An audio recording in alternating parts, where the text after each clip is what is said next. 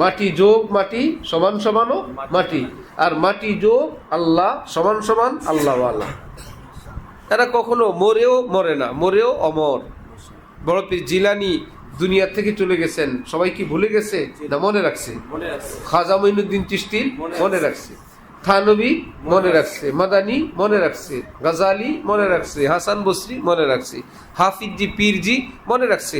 কেউ ভুলবে না, কারণ কেউ তাদেরকে নাম মিটাইতে পারবে না। ইমামে আজমের নাম কেউ মিটাইতে পারবে না। ইমামে আবু ইউসুফ, ইমাম মুহাম্মদ রাহিমাহুমুল্লাহ, যারা মিটাইতে আসবে নিজেরাই মিটবে। ইসে মিটনে মে ও মিট যায়েঙ্গে খুদ, ইয়ে নকশে সেজদা হ্যায় কশকা নেহি হ্যায়।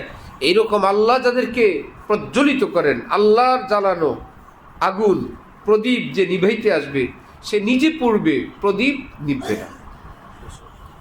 ইউরিদুনা আন ইউতফিউ নূরাল্লাহি বিআফওয়াহিহিম, তারা চায় আল্লাহর নূরকে ফু দিয়ে নিভাবে।